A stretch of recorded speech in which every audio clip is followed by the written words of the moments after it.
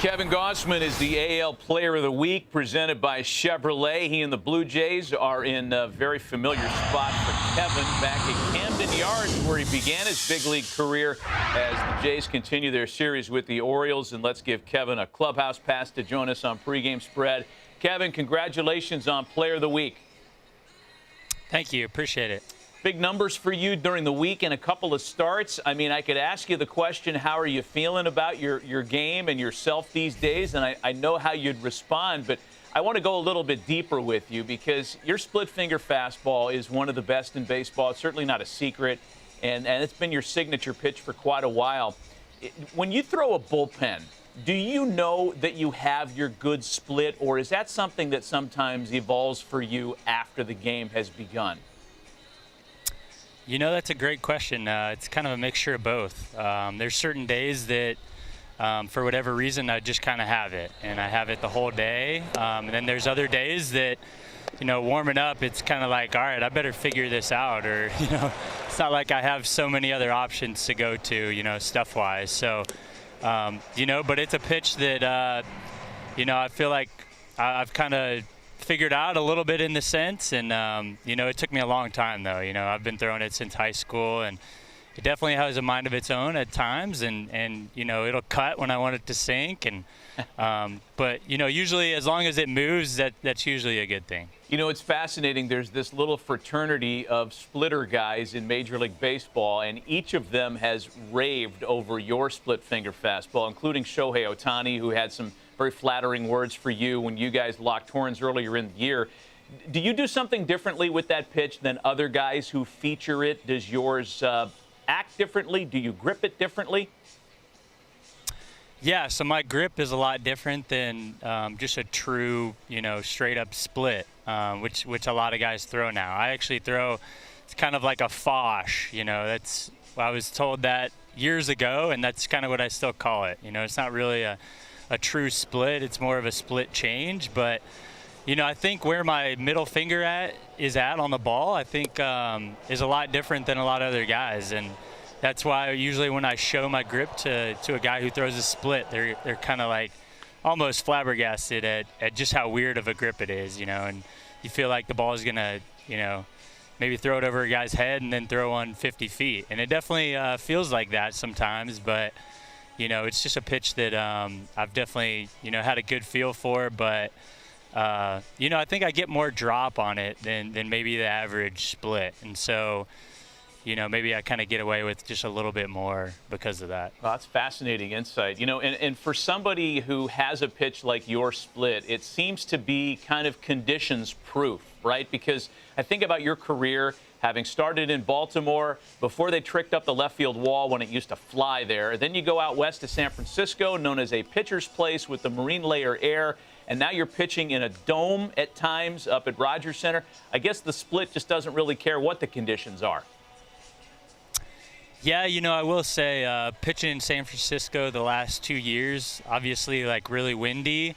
I felt like pitching at home at Oracle Park was a huge advantage for me. I really think, you know, I threw some splits at certain games, certain points last season that, you know, I just kind of laughed at, because, you know, I knew it wasn't necessarily me making the pitch move that much, but, you know, I'll take any movement I can get for sure.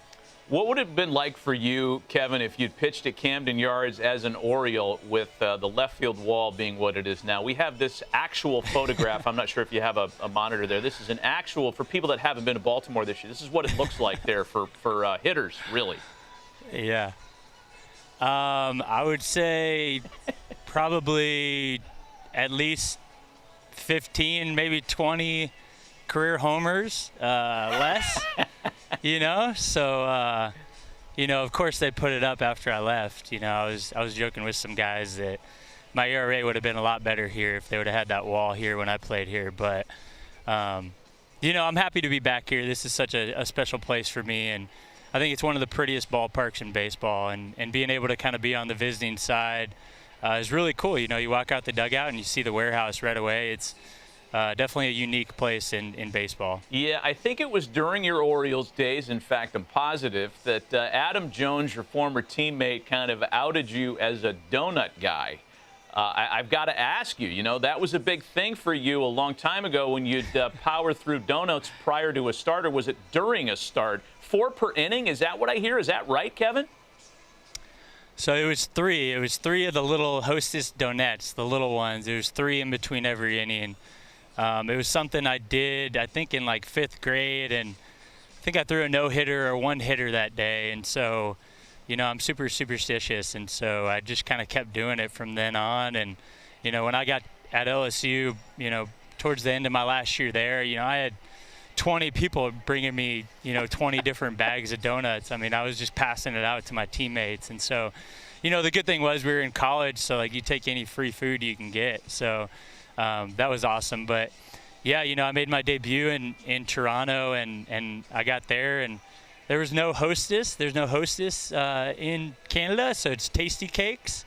And so Adam Jones had about 1,000 Tasty Cakes in my locker, and I mean, I was finding them in my shoes, shoes I didn't wear, and months later, I'm finally taking the shoes out, and there's a sleeve of 5 donuts in there, so, but it was really cool, and honestly, it was great. He did the same thing in my first spring training with the Orioles, and felt like it kind of helped me kind of come out of my shell a little bit, because it's like if you have your whole dugout or your whole locker full of donuts, guys are going to come over and want to know, why did Adam Jones put so many donuts in your locker? And so for me, it was a big conversation starter. Is it still happening? I got to know. And if it is still happening, like if you take a no-hit bid into the 6th, 7th inning, are you still doing the donuts even if your gut doesn't like it?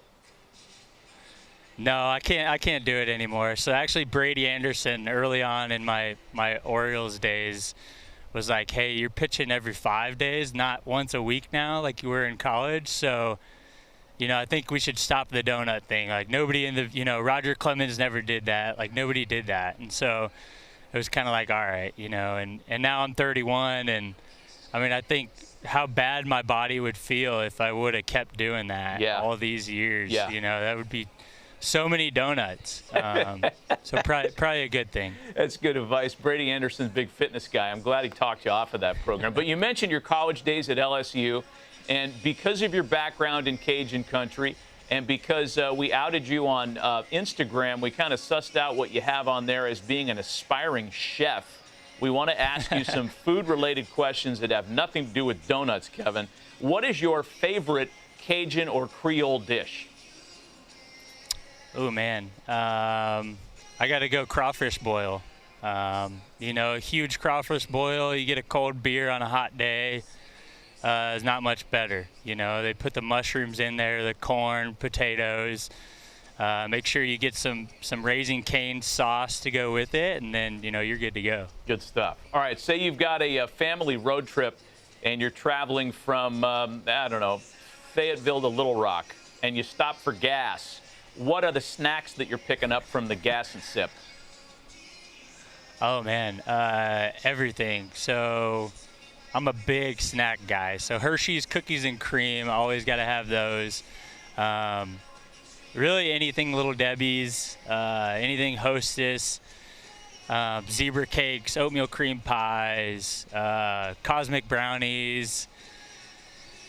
I try to go a little bit baseball with some sunflower seeds if I'm driving. But that's about it. I'm a big snacker, and definitely an Arizona green tea. That's probably rounded out. You are an inspiration to every snacker out there like me, that you can still achieve athletic greatness while having a palate for snack foods that are filled with bad things. I love this. Hey, let me ask you this. Best road city on a day off for you? Ooh, best road city on a day off. I would say Chicago. Can't go wrong. Just a great city, good food. If you want to shop, they have shopping too. I'd say Chicago. Can't go wrong. Okay, with a starting staff that ranges from guys like yourself that have been around a long time to guys like Alek Manoah who are really good and pitching tonight, by the way, and younger on the spectrum. When you guys go out to dinner as a staff, who picks up the check? It's usually me or Jose Barrios. Fair. or Hunjin Ryu. It depends on if Ryu is with us or not. But if he's taking us to Korean barbecue, he's always going to pay. Got it. That's a seniority. Which is seniority-based thing, which right? is Sure. an experience in its own right. Going to Korean barbecue with him is awesome. I could imagine. All right, lastly, since you are an aspiring chef, what is your signature dish? Signature dish. So I have a sous vide machine. I don't know if you know what that is. You essentially can cook whatever you want in whatever seasoning. So you take a steak. So I make a really good sous vide steak, filet. So it cooks in the water and in the seasoning that you season it in, and then you just take it out and sear it real quick, and that's how you get the crunchiness that you want on the outside. But it's kind of like cheating, honestly. It's pretty foolproof. It's tough to mess up a steak when you know it's going to be cooked, perfectly on the inside. So then it's just about, how crispy you want it on the outside. But that's probably my go-to is just steak and potatoes and some mushrooms. That's about it. Got it. Man, you're in the food theme with us heavy, and we appreciate that. Kevin, thanks for the time, man. Great visiting with you. Congratulations on a great start to your Blue Jays career and on Chevrolet Player of the Week.